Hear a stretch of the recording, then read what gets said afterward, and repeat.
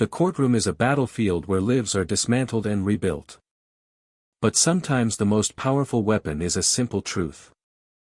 Sarah's fight wasn't just against a man, but against a web of lies designed to erase her. Her victory reminds us that true strength isn't about wealth or power, but about the fierce, unyielding love that can withstand any storm. The air in the courtroom was a suffocating blend of cheap air freshener and palpable despair.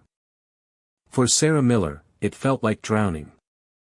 Across the aisle, her ex-husband Mark sat with a look of practiced solemnity, his hand resting possessively on the arm of a woman half his age. Chloe, the woman who had dismantled her family. Mark had brought his mistress to court, a calculated power play in their brutal custody battle.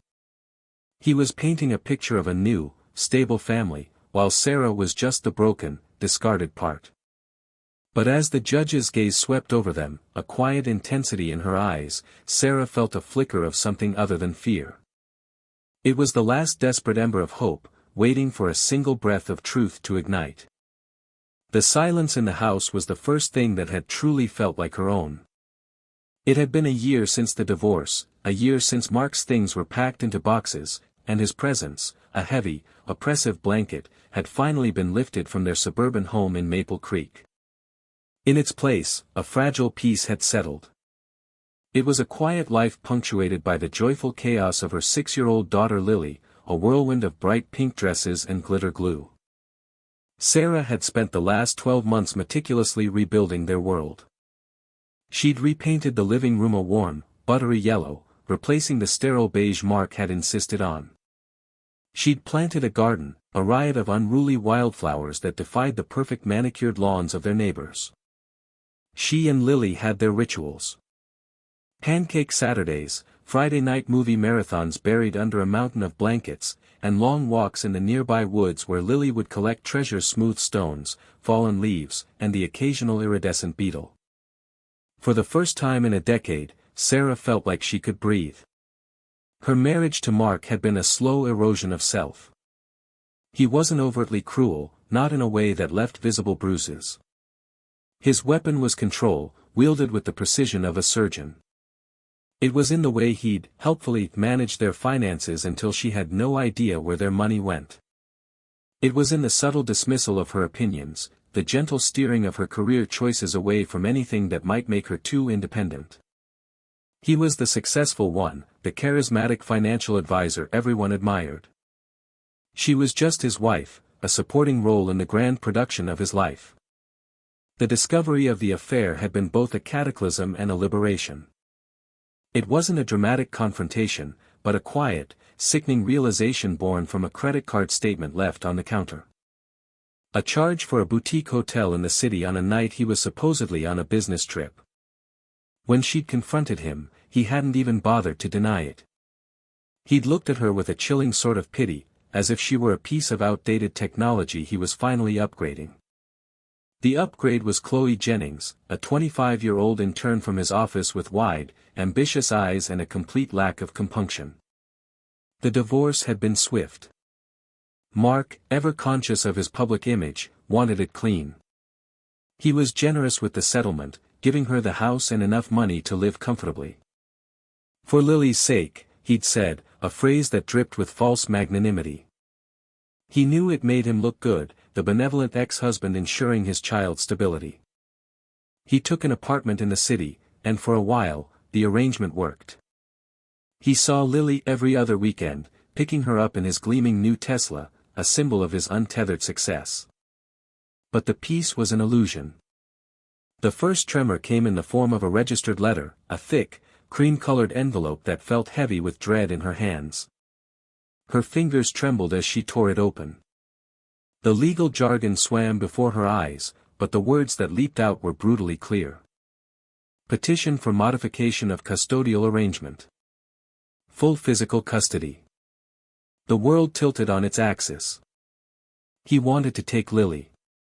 Her first call was to Eleanor Vance, the lawyer who had handled her divorce. Eleanor was a woman who seemed to be forged from steel and caffeine, her voice a no-nonsense rasp over the phone. He has no grounds, Sarah, Eleanor had said, her tone attempting to soothe the raw panic in Sarah's voice. The court's default is to maintain the status quo unless there's a significant change in circumstances. Has anything changed? Are you in any trouble? No, of course not, Sarah had stammered, pacing her sunlit kitchen, which suddenly felt like a cage. My life is quiet. It's all about Lily. What's his stated reason? The petition must allege something. Sarah's eyes scanned the document again. He claims my unstable emotional state and lack of a structured environment are detrimental to our daughter's well-being. He says he and his new partner can provide a more wholesome and financially secure home. A bitter, humorless laugh escaped Eleanor's lips. His partner. The intern. He's going to bring his mistress into a custody hearing. That's bold. I'll give him that. Arrogant, but bold. The arrogance was Mark's signature. He believed his own narrative so completely that he couldn't fathom anyone else questioning it. He was the hero, the provider, the one who knew best. In his mind, this wasn't a cruel act.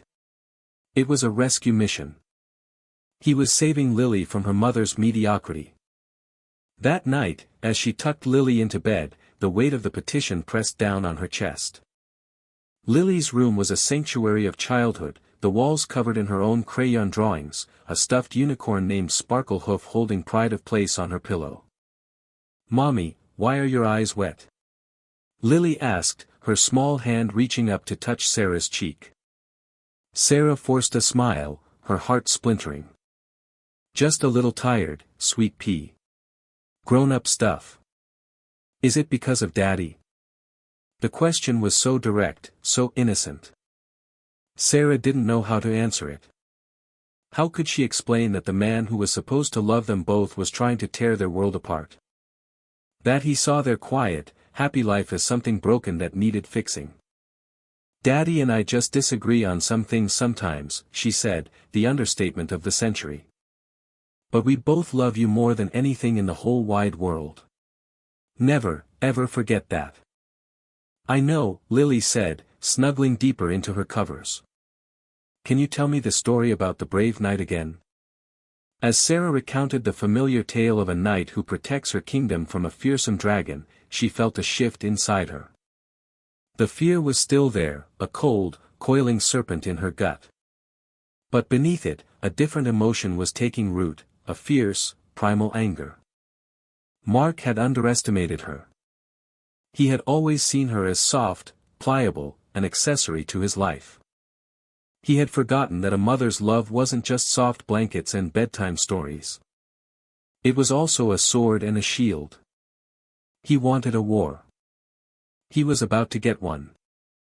He was not taking her daughter. The preliminary hearing was held in a small, suffocating room at the county courthouse. The beige walls seemed to absorb all the hope from anyone who entered, leaving only the sterile scent of bureaucracy and quiet desperation. Sarah sat beside Eleanor Vance, her hands clenched so tightly in her lap that her knuckles were white. She had chosen her outfit with the care of a soldier preparing for battle, a simple navy blue dress, sensible low heels, and her hair pulled back in a neat, professional bun. She needed to look stable, calm, everything Mark's petition accused her of not being.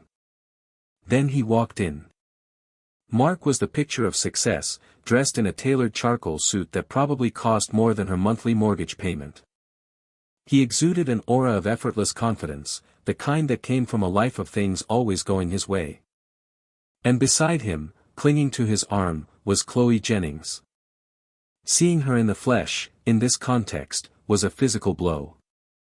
Sarah had only ever seen pictures of her curated, smiling images on social media. In person, she was even younger, prettier, and more polished than Sarah had imagined. She wore a cream-colored dress that was both modest and expensive, her blonde hair styled in perfect, glossy waves. She looked like a catalog model for a life Sarah was no longer a part of. The most galling part was the way they acted. They weren't hiding. They were performing. Mark would lean in and whisper something in Chloe's ear, and she would smile, a bright, dazzling smile that was clearly meant to be seen. They were a team, a united front, and Sarah was the opposition, the obstacle to their perfect, happy future. Eleanor leaned in, her voice a low, steadying murmur in Sarah's ear. "Don't look at them. Look at the judge. He's the only one who matters."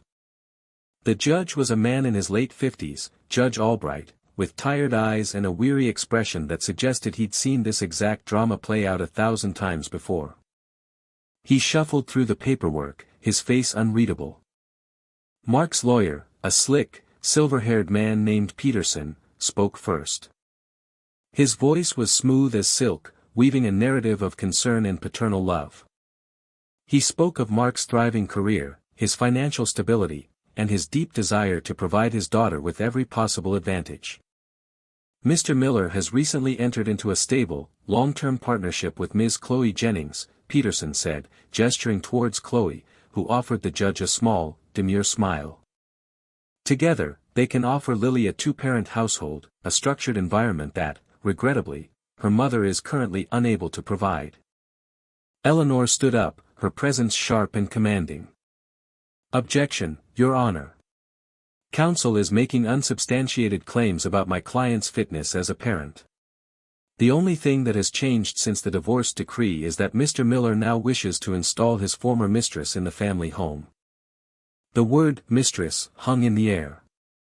Chloe's smile faltered for a fraction of a second. Mark shot a venomous glare across the aisle at Sarah, who kept her eyes fixed firmly on the judge. Peterson countered smoothly.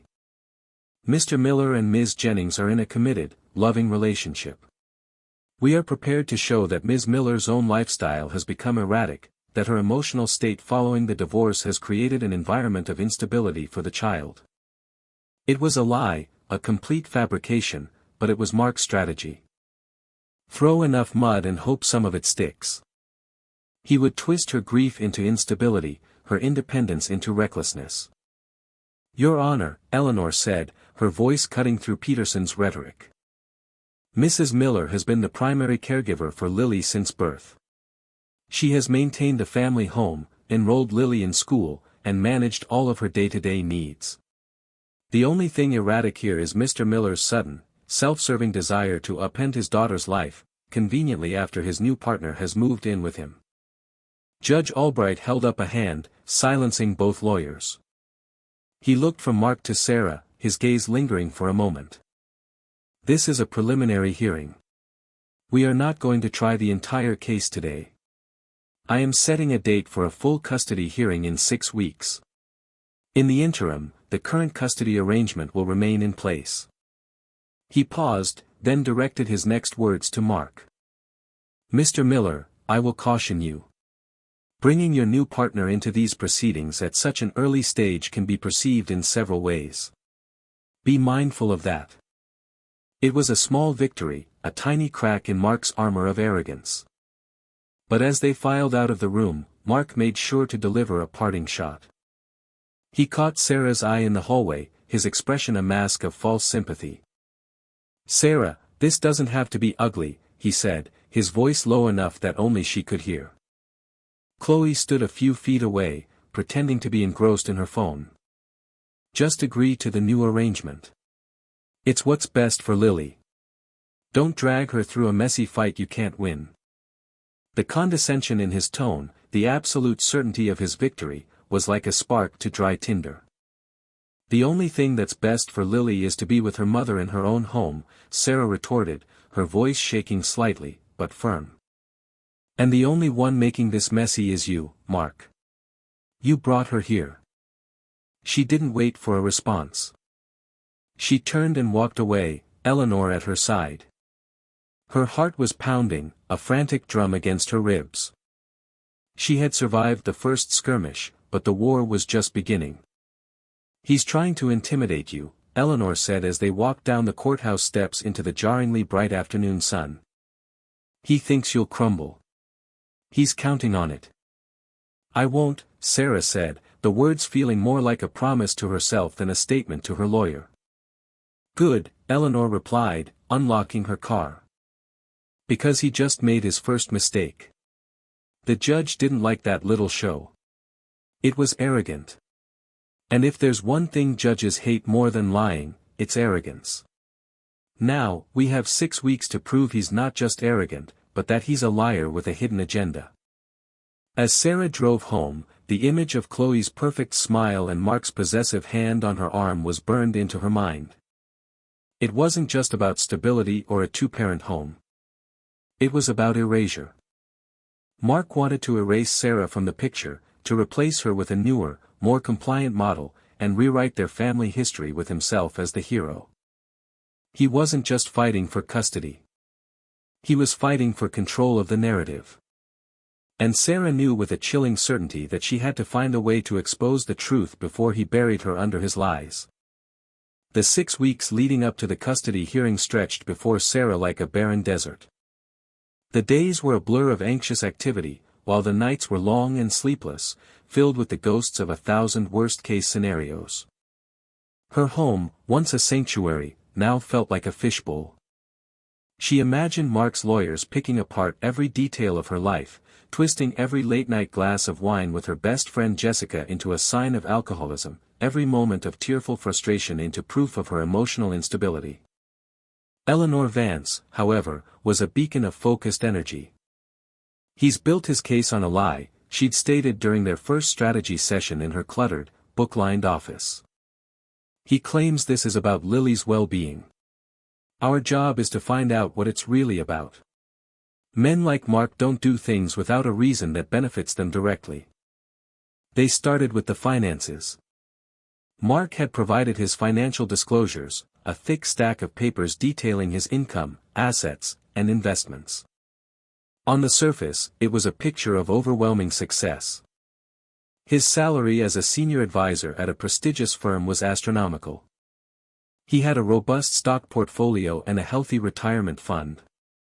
It was all designed to scream stability to the court.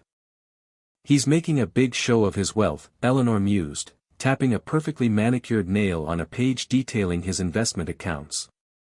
"He wants to contrast it with your situation.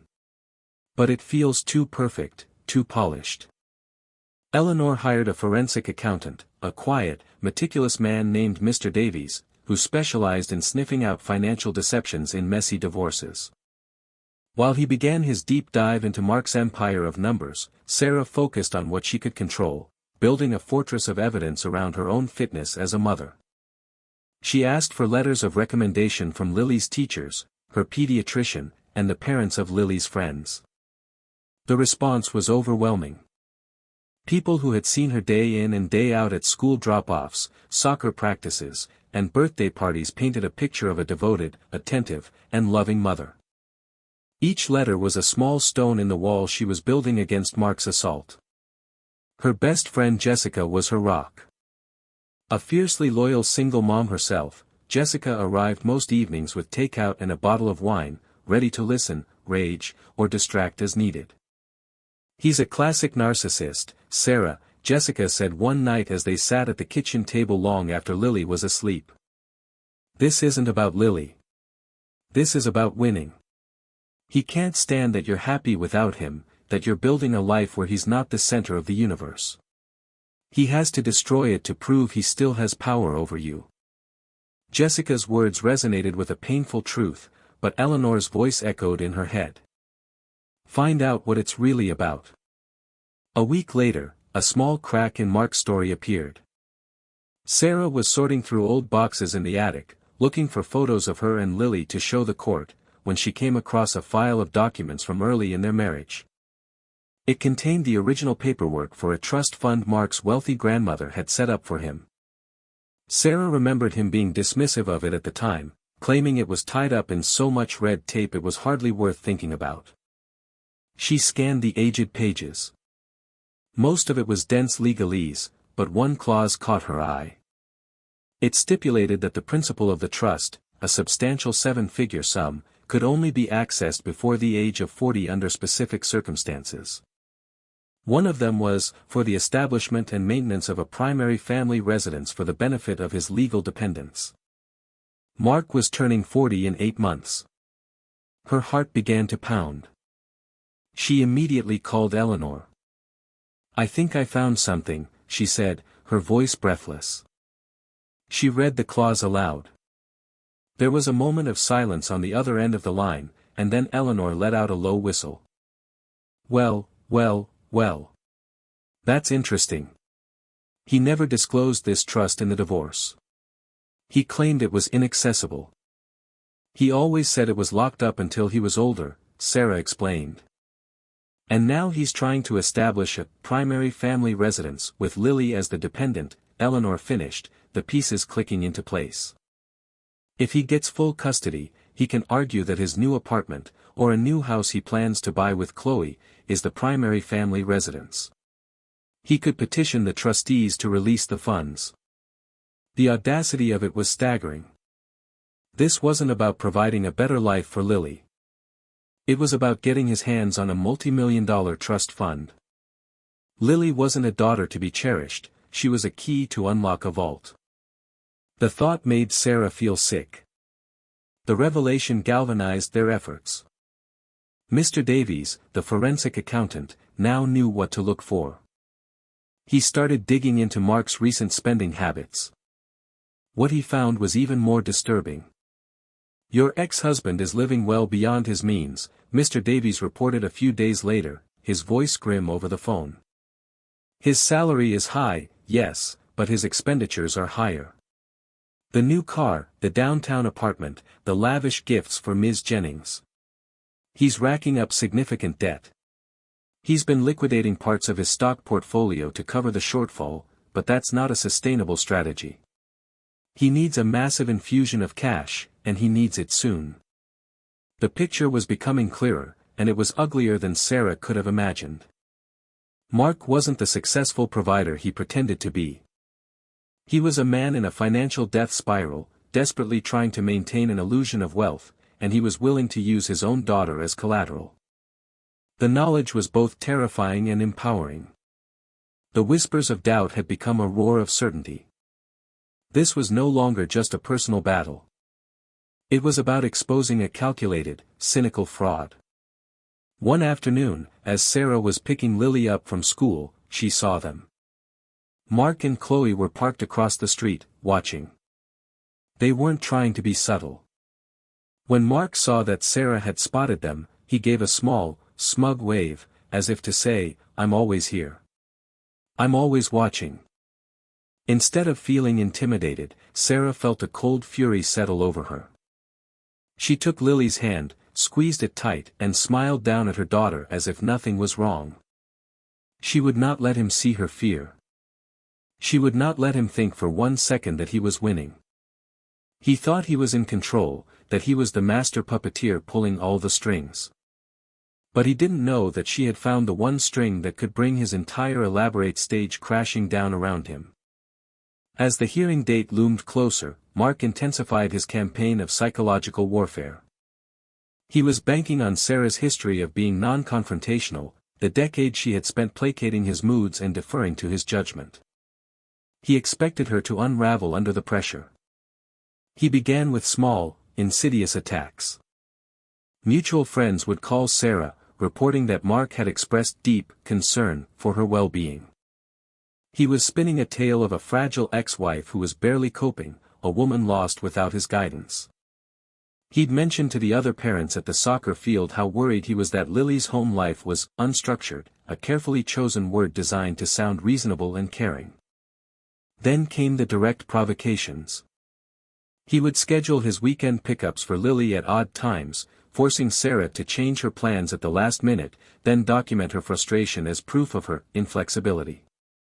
He sent emails dripping with false concern, suggesting therapists for her and parenting classes she should attend, all of which he was no doubt forwarding to his lawyer, Peterson. Each move was a calculated poke, designed to elicit an emotional reaction he could use against her. But something in Sarah had hardened. The woman Mark thought he knew, the one who would have dissolved into tears and self-doubt, was gone. In her place was a mother fighting for her child, and that transformation had forged a spine of steel within her. With Eleanor's guidance, she responded to every provocation with unnerving calm. She replied to his emails with brief, polite, and non-committal sentences. She documented every instance of his manipulative behavior, creating a timeline that starkly contradicted the concerned father persona he was trying to sell. The shift in Sarah was not lost on Mark. His frustration began to show in small, almost imperceptible ways. During one tense exchange in her driveway, when he was dropping Lily off, his mask of calm slipped. "You know you're not going to win this, Sarah," he'd hissed, his voice low so Lily couldn't hear. "You're being selfish. You're thinking about what you want, not what's best for our daughter. What's best for Lily is not being used as a pawn in your financial schemes, Mark," she replied coolly, her heart hammering, but her voice steady. The shock on his face was instantaneous. It was a flicker of panic in his eyes, quickly masked by anger. "I don't know what you're talking about." "The trust fund, Mark. Grandma Eleanor's trust. I know you need custody to get your hands on it." He stared at her, his jaw tight. For the first time in their entire relationship, he seemed to be at a loss for words. He had always been 10 steps ahead, manipulating the narrative, controlling the flow of information. Her knowing about the trust was a variable he hadn't accounted for. He had underestimated her completely. "You're delusional," he finally spat out before getting back in his car and speeding away. But Sarah had seen it crack in his perfect facade. Meanwhile, Eleanor was preparing their counteroffensive. "We have the motive, the trust fund. We have the means, his mounting debt.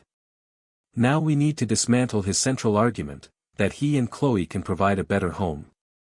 Eleanor decided it was time to put Chloe Jennings under the microscope. She hired a private investigator, a discreet woman who began looking into Chloe's background. What she found wasn't scandalous, but it was illuminating. Chloe came from a working-class family and had put herself through college on scholarships and loans. She was ambitious, driven, and according to a former roommate the investigator spoke to, completely obsessed with the lifestyle of the ultra-wealthy. "She's not just in love with your ex-husband," Eleanor summarized. "She's in love with his wallet, or more accurately, the wallet he's pretending to have. She's hitched her wagon to what she thinks is a rising star. She's as much a part of the illusion as he is." This information sparked an idea for Sarah, a risky one. One Saturday, when she knew Mark was out of town on a supposed business trip, she took a drive to his upscale apartment building in the city. She waited in her car for hours, her stomach in knots. Finally, just after 3 p.m., Chloe emerged from the building, dressed for a day of shopping. Sarah got out of her car, her heart pounding. "Chloe." Chloe turned, her eyes widening in surprise and then narrowing with suspicion. "Sarah? What are you doing here? Are you following me?" "I just want to talk to you for a minute," Sarah said, trying to keep her voice even. "We have nothing to talk about," Chloe said, turning to walk away. "Is he worth it?" Sarah called out, her voice stronger than she expected. "Is Mark worth destroying a little girl's life?" Chloe stopped. She turned back slowly, her expression a mixture of anger and defensiveness. "Mark is a good man. He's a wonderful father who just wants what's best for his daughter." She was reciting a script, words that had clearly been fed to her. "Does he?" Sarah pressed, taking a step closer. "Or does he just want what's best for his bank account? Do you know about the trust fund he's trying to access? The one that requires him to have full custody of Lily?" Chloe's face paled slightly. "I don't know what you're talking about." "Don't you?" Sarah said, her voice softening with something that sounded almost like pity.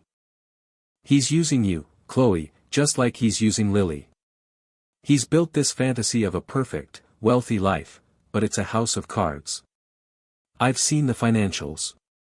I know he's drowning in debt. Did you know that?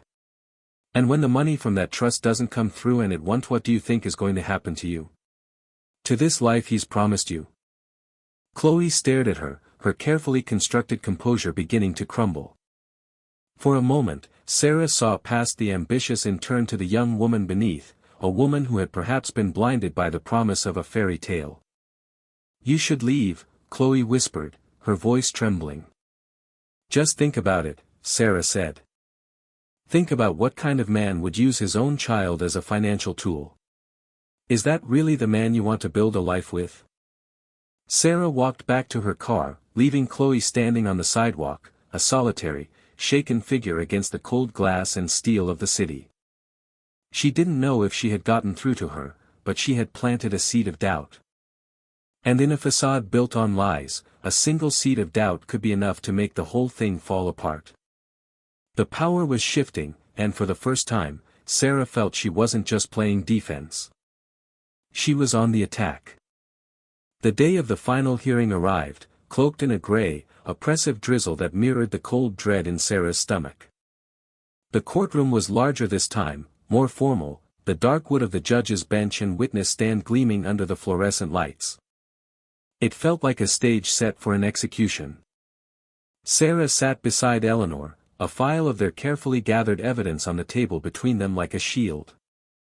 Across the aisle, Mark sat with Peterson, his lawyer. Chloe was seated in the front row of the gallery directly behind him. She was dressed in a conservative gray suit, her face a pale, tense mask. She refused to meet Sarah's gaze. The new judge, Judge Amelia Thompson, was a woman in her 60s with sharp, intelligent eyes and a reputation for being both tough and fair. She had read every document, every deposition, and her expression was one of focused intensity. The morning was a grueling procession of legal maneuvering. Peterson called his witnesses first, painting a picture of Mark as a pillar of stability and Sarah as a flighty, emotional wreck.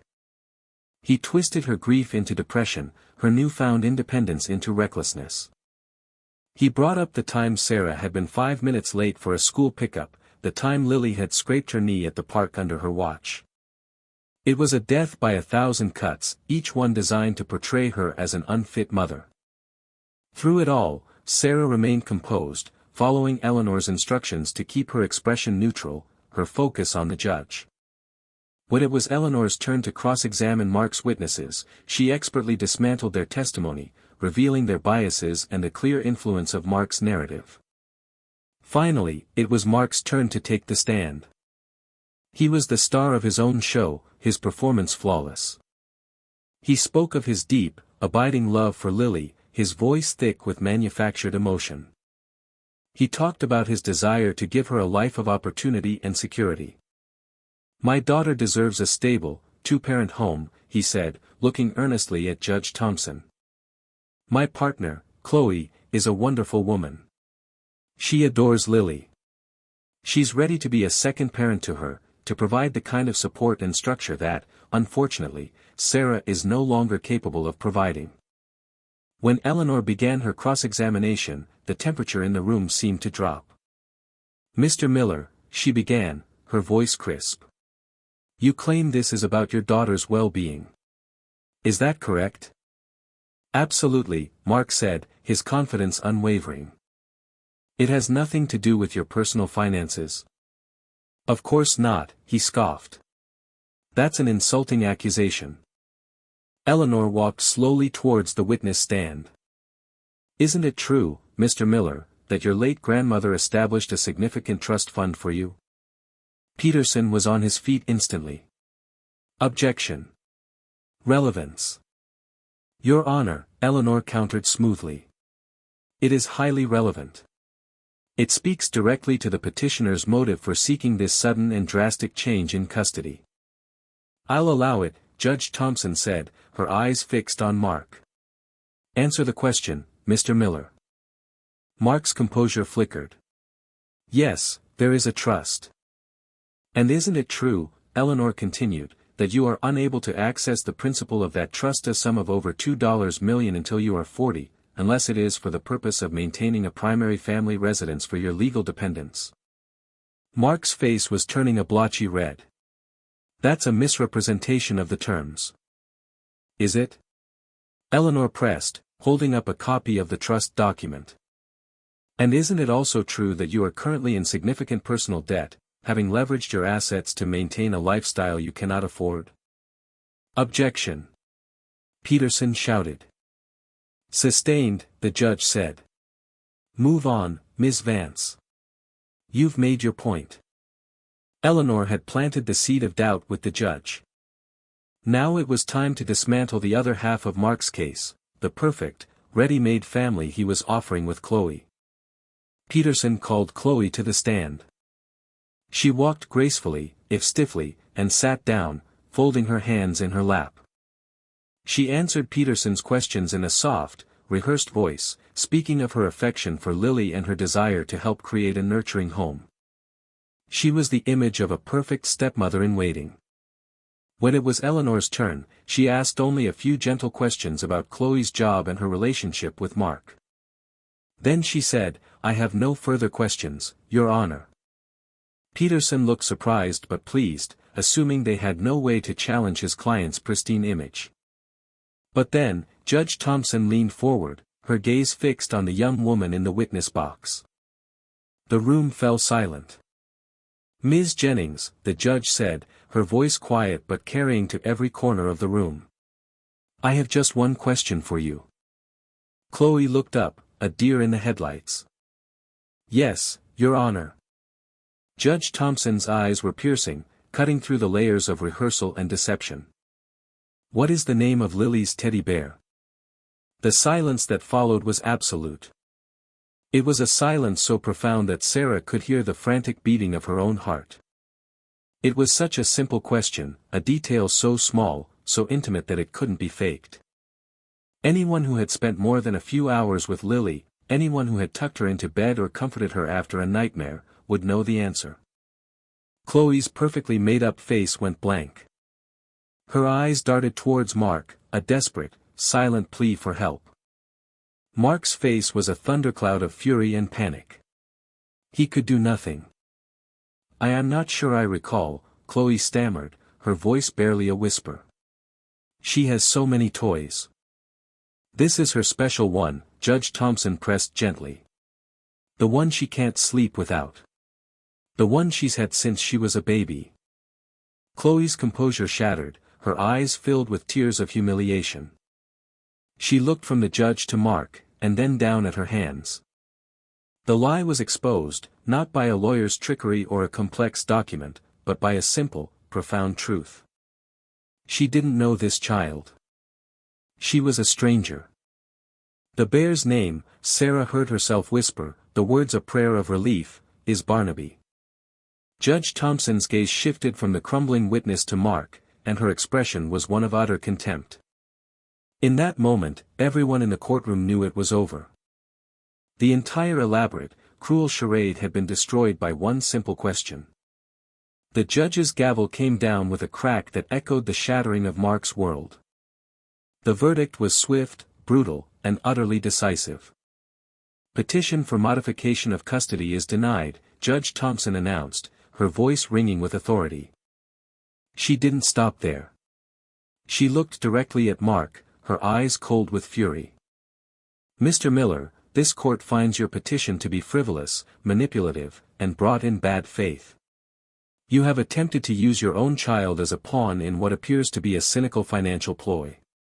You have wasted this court's time and, most egregiously, you have subjected your daughter and her mother to immense and unnecessary emotional distress. I am awarding full legal and physical custody to the mother, Mrs. Sarah Miller. Your visitation will be reduced to supervised visits pending a full psychological evaluation. This court is adjourned." The finality of her words sucked the air from the room. For a moment, no one moved. Sarah sat frozen, the words washing over her in a wave of disbelief and overwhelming relief. Tears she hadn't allowed herself to cry for months began to stream down her face.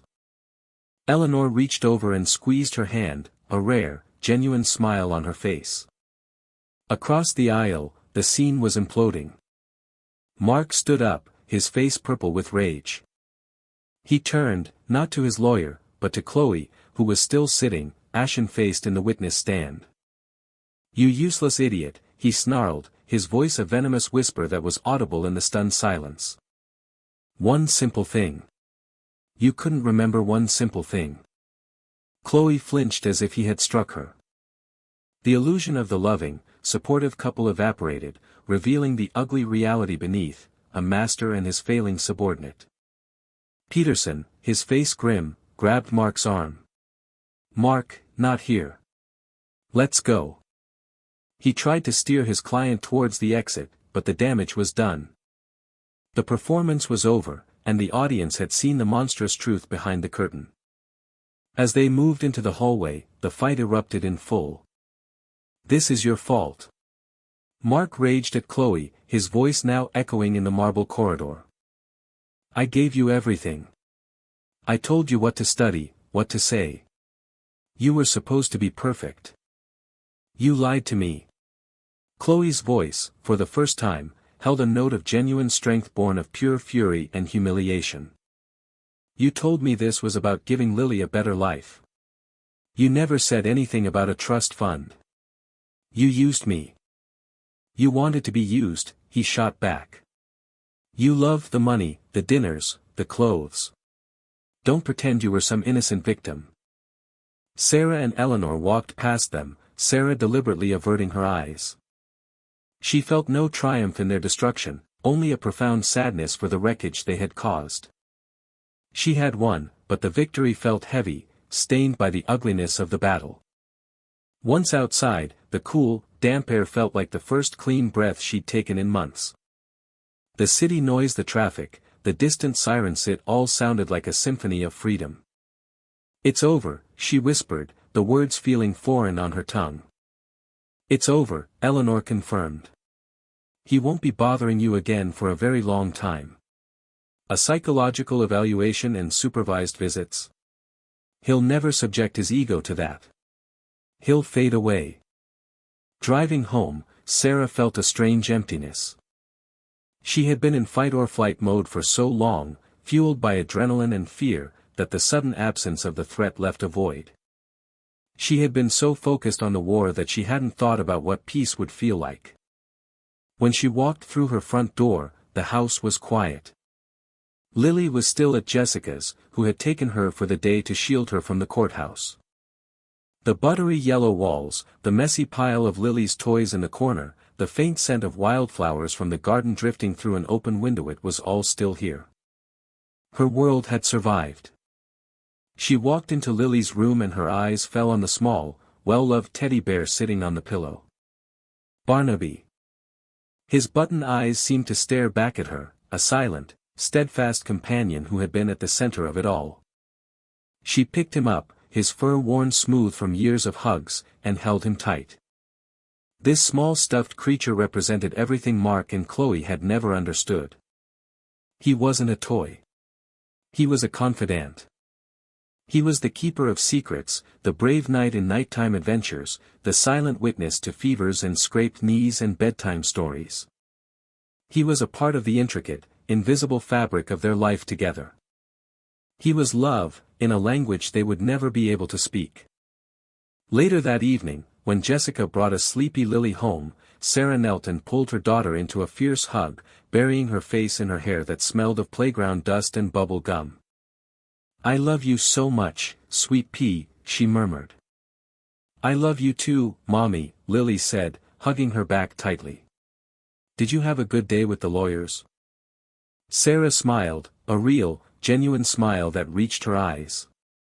"Yes, baby. It was a very good day." The months that followed were a study in quiet reclamation. The fear that had been a constant, low-level hum in Sarah's life finally faded, replaced by the simple, steady rhythm of their days.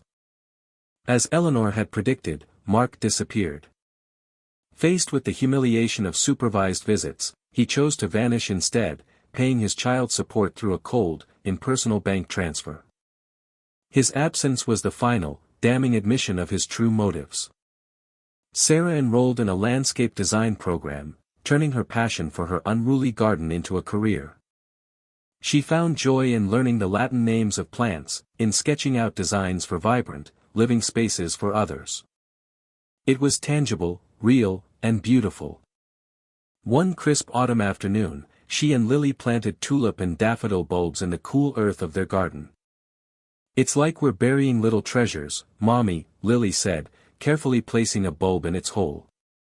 It is, sweet pea, Sarah replied, smiling. And we'll have to be patient and wait for them to grow. But when they do, it's going to be beautiful. And when spring finally came, it was. The garden erupted in a riot of color-bold reds, sunny yellows, and deep purples. It was a living testament to their patience and their hope. One afternoon, Sarah sat on her porch, a design textbook resting in her lap, watching Lily chase a butterfly through the flowers.